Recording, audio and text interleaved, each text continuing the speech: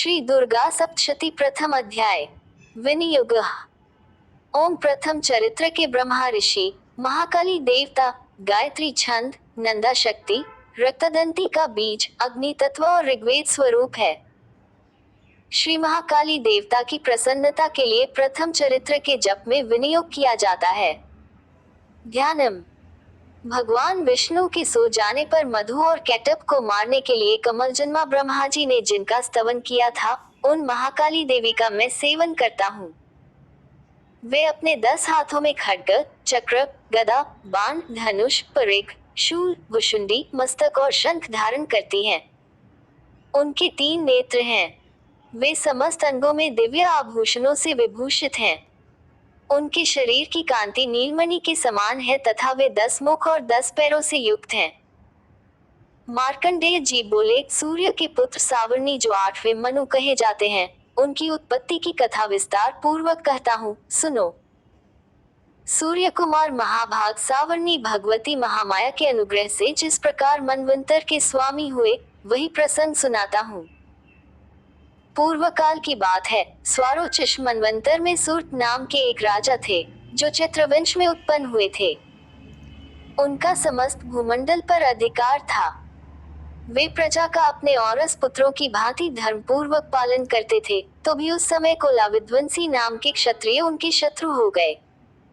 राजा सूर्त की दंड नीति बड़ी प्रबल थी। उनका शत्रुओं के साथ संग्राम हुआ। यद्यपि कोलाविध्वंसी संख्या में कम थे, तो भी राजा सूर्त युद्ध में उनसे परास्त हो गए। तब वे युद्धभूमि से अपने नगर को लौट आए और केवल अपने देश के राजा होकर रहने लगे। समूची पृथ्वी से अब उनका अधिकार जाता रहा, किंतु वहां भी उन प्रबल शत्रुओं ने उस समय महाभाग राजा सूर्त पर आक्रमण कर दिया। राजा का बल क्षीण हो चला था, इसलिए उनके दुष्ट, बलवान एवं दुरात्मा मंत्रियों ने वहां उनकी राजधानी में भी राजकीय सेना और खजाने को हथिया लिया। सूर्त का प्रभुत्व नष्ट हो चुका था, इसलिए वे शिकार खेलने के बहाने घोड़े पर सवार हो वहां से अकेले ही घने जंगल में चले गए। वहां उन्होंने विप्रवर मेधा मुनि का आश्रम देखा, जहां कितने ही हिंसक जीव अपनी स्वाभाविक हिंसावृत्ति छोड़कर परम शांत भाव से रहते थे। मुनि के बहुत से शिष्य उस वन की शोभा बढ़ा रहे थे। वहां जाने पर मुनि ने उनका सत्कार किया और वे उन मुनि श्रेष्ठ के आश्रम पर इधर उधर विचरते हुए कुछ काल तक रहे। फिर ममता से आकृष्ट होकर वहां इस प्रकार चिंता करने लगे, पूर्व काल में मेरे पूर्वजों ने जिसका पालन किया था, वही नगर आज मुझसे रहित है। पता नहीं मेरे दुराचारी भृत्यगण उसकी धर्मपूर्वक रक्षा करते हैं या नहीं। जो सदा मद की वर्षा करने वाला और शूरवीर था, वह मेरा प्रधान हाथी अब शत्रुओं के अधीन होकर न जाने किन भोगों को भोगता होगा। जो लोग मेरी कृपा, धन और भोजन पाने से सदा मेरे पीछे पीछे चलते थे, वे निश्चय ही अब दूसरे राजाओं का अनुसरण करते होंगे। उन अपव्ययी लोगों के द्वारा सदा खर्च होते रहने के कारण अत्यंत कष्ट से जमा किया हुआ मेरा वह खजाना खाली हो जाएगा। ये तथा और भी कई बातें राजा सूर्त निरंतर सोचते रहते थे। एक दिन उन्होंने वहां विप्रवर मेधा के आश्रम के निकट एक वैश्य को देखा और उससे पूछा, भाई तुम कौन हो? यहाँ तुम्हारे आने का क्या कारण है? तुम क्यों शोकग्रस्त और अनमने से दिखाई देते हो? राजा सूर्त का ये प्रेम पूर्वक कहा हुआ वचन सुनकर वैश्य ने विनीत भाव से उन्हें प्रणाम करके कहा। वैश्य बोला, राजन, मैं धनियों के कुल में उत्पन्न एक वैश्य हूँ। मेरा नाम समाधि है। मेरे दुष्ट स्त्री पुत्रों ने धन के लोभ से मुझे घर से बाहर निकाल दिया है। मैं इस समय धन, स्त्री और पुत्रों से वंचित हूँ। मेरे विश्वसनीय बंधुओं ने मेरा ही धन लेकर मुझे दूर कर दिया है, इसलिए दुखी होकर मैं वन में चला आया हूँ। यहाँ रहकर मैं इस बात को नहीं जानता कि मेरे पुत्रों की, स्त्री की और स्वजनों की कुशल है या नहीं। इस समय घर में वे कुशल से रहते हैं अथवा उन्हें कोई कष्ट है। वे मेरे पुत्र कैसे हैं? क्या वे सदाचारी हैं अथवा दुराचारी हो गए हैं? राजा ने पूछा, जिन लोभी स्त्री पुत्र आदि ने धन के कारण तुम्हें घर से निकाल दिया, उनके प्रति तुम्हारे चित्त में इतना स्नेह का बंधन क्यों है? वैश्य बोला, आप मेरे विषय में जैसी बात कहते हैं वह सब ठीक है, किंतु क्या करूं, मेरा मन निष्ठुरता नहीं धारण करता। जिन्होंने धन के लोभ में पड़कर पिता के प्रति स्नेह, पति के प्रति प्रेम तथा आत्मीय जन के प्रति अनुराग को तिलांजलि दे मुझे घर से निकाल दिया है, उन्हीं के प्रति मेरे हृदय में इतना स्नेह है। महामते, गुणहीन बंधुओं के प्रति भी जो मेरा चित्त इस प्रकार प्रेम मग्न हो रहा है, यह क्या है, इस बात को मैं जानकर भी नहीं जान पाता। उनके लिए मैं लंबी सांसें ले रहा हूँ और मेरा हृदय अत्यंत दुखित हो रहा है। उन लोगों में प्रेम का सर्वथा अभाव है, तो भी उनके प्रति जो मेरा मन निष्ठुर नहीं हो पाता, इसके लिए क्या करूं? मार्कंडेय जी कहते हैं, ब्रह्मन। तदनंतर राजाओं में श्रेष्ठ सुरत और वह समाधि नामक वैश्य दोनों साथ साथ मेधा मुनि की सेवा में उपस्थित हुए और उनके साथ यथायोग्य न्यायानुकूल विनयपूर्ण बर्ताव करके बैठे। तत्पश्चात वैश्य और राजा ने कुछ वार्तालाप आरंभ किया। राजा ने कहा, भगवान, मैं आपसे एक बात पूछना चाहता हूँ, उसे बताइए। मेरा चित्त अपने अधीन न होने के कारण वह बात मेरे मन को बहुत दुख देती है। जो राज्य मेरे हाथ से चला गया है, उसमें और उसके संपूर्ण अंगों में मेरी ममता बनी हुई है। मुनिश्रेष्ठ, ये जानते हुए भी कि वह अब मेरा नहीं है, अज्ञानी की भांति मुझे उसके लिए दुख होता है, यह क्या है? इधर यह वैश्य भी घर से अपमानित होकर आया है। इसके पुत्र, स्त्री और भृत्यों ने इसे छोड़ दिया है। स्वजनों ने भी इसका परित्याग कर दिया है, तो भी यह उनके प्रति अत्यंत हार्दिक स्नेह रखता है। इस प्रकार ये तथा मैं दोनों ही बहुत दुखी हैं। जिसमें प्रत्यक्ष दोष देखा गया है, उस विषय के लिए भी हमारे मन में ममताजनित आकर्षण पैदा हो रहा है। महाभाग, हम दोनों समझदार हैं, तो भी हम में जो मोह पैदा हुआ है, यह क्या है? विवेक शून्य पुरुष की भांति मुझ में और इसमें भी यह मूलता प्रत्यक्ष दिखाई देती है। ऋषि बोले, महाभाग, विषय मार्ग का ज्ञान सब जीवों को है। इसी प्रकार विषय भी सबके लिए अलग अलग हैं। कुछ प्राणी दिन में नहीं देखते और दूसरे रात में नहीं देखते, तथा कुछ जीव ऐसे हैं जो दिन और रात्रि में भी बराबर ही देखते हैं। ये ठीक है कि मनुष्य समझदार होते हैं, किंतु केवल वे ऐसे नहीं होते। पशु, पक्षी और मृग आदि सभी प्राणी समझदार होते हैं। मनुष्य की समझ भी वैसी ही होती है जैसी उन मृग और पक्षियों की होती है, तथा जैसी मनुष्यों की होती है वैसी ही उन मृग पक्षी आदि की होती है। ये तथा अन्य बातें भी प्रायः दोनों में समान ही है। समझ होने पर भी इन पक्षियों को तो देखो, ये स्वयं भूख से पीड़ित होते हुए भी मोहवश बच्चों की चोंच में कितने चाव से अन्न के दाने डाल रहे हैं।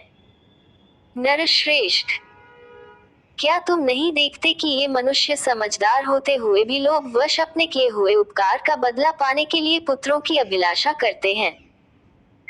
यद्यपि उन सब में समझ की कमी नहीं है, तथापि वे संसार की स्थिति, जन्म मरण की परंपरा बनाए रखने वाले भगवती महामाया के प्रभाव द्वारा ममता में भावर से युक्त मोह के गहरे गर्त में गिराए गए हैं।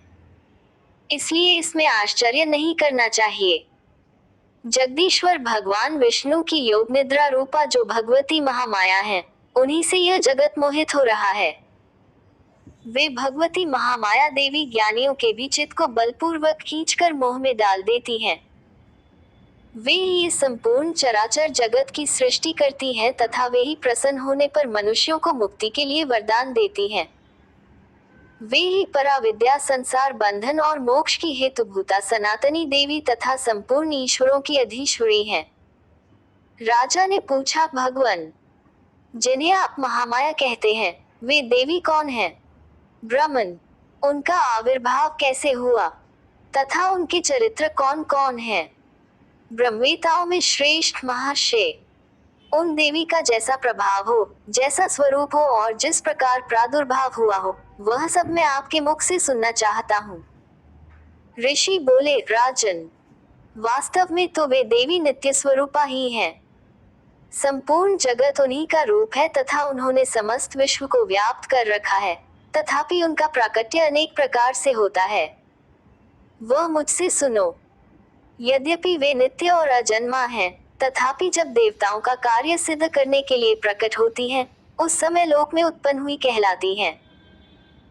कल्प के अंत में जब संपूर्ण जगत एकार्णव में निमग्न हो रहा था और सबके प्रभु भगवान विष्णु शेषनाग की शैया बिछाकर योग निद्रा का आश्रय ले सो रहे थे, उस समय उनके कानों के मैल से दो भयंकर असुर उत्पन्न हुए, जो मधु और कैटभ के नाम से विख्यात थे। वे दोनों ब्रह्मा जी का वध करने को तैयार हो गए। भगवान विष्णु के नाभिकमल में विराजमान प्रजापति ब्रह्मा जी ने जब उन दोनों भयानक असुरों को अपने पास आया और भगवान को सोया हुआ देखा, तब एकाग्रचित होकर उन्होंने भगवान विष्णु को जगाने के लिए उनके नेत्रों में निवास करने वाली योग निद्रा का स्तवन आरंभ किया। जो इस विश्व की अधीश्वरी, जगत को धारण करने वाली, संसार का पालन और संहार करने वाली तथा तेजः स्वरूप भगवान विष्णु की अनुपम शक्ति है, उन्हीं भगवती निद्रा देवी की भगवान ब्रह्मा स्तुति करने लगे। ब्रह्मा जी ने कहा, देवी, तुम ही स्वाहा, तुम ही स्वधा और तुम ही विष्कार हो। स्वर भी तुम्हारे ही स्वरूप हैं। तुम ही जीवनदायिनी सुधा हो। नित्य अक्षर प्रणव में अकार, उकार, मकार इन तीन मात्राओं के रूप में तुम स्थित हो तथा इन तीन मात्राओं के अतिरिक्त जो बिंदु रूपा नित्य अर्धमात्रा है, जिसका विशेष रूप से उच्चारण नहीं किया जा सकता, वह भी तुम ही हो। देवी, तुम ही संध्या, सावित्री तथा परम जननी हो।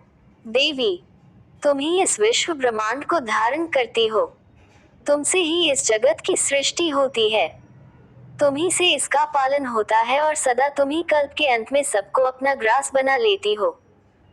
जगन्मयी देवी, इस जगत की उत्पत्ति का समय तुम सृष्टि रूपा हो, पालन काल में स्थिति रूपा हो तथा कल्पांत के समय संहार रूप धारण करने वाली हो। तुम ही महाविद्या, महामाया, महामेधा, महास्मृति, महामोह रूपा, महादेवी और महासुरी हो। तुम ही तीनों गुणों को उत्पन्न करने वाली सबकी प्रकृति हो। भयंकर कालरात्रि, महारात्रि और मोहरात्रि भी तुम ही हो। तुम ही श्री, तुम ही ईश्वरी, तुम ही री और तुम ही बुद्ध स्वरूपा बुद्धि हो। लज्जा, पुष्टि, तुष्टि, शांति और क्षमा भी तुम ही हो।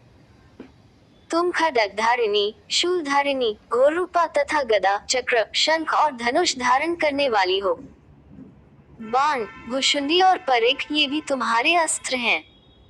तुम सौम्य और सौम्यतर हो। इतना ही नहीं, जितने भी सौम्य एवं सुंदर पदार्थ हैं, उन सब की अपेक्षा तुम अत्यधिक सुंदरी हो।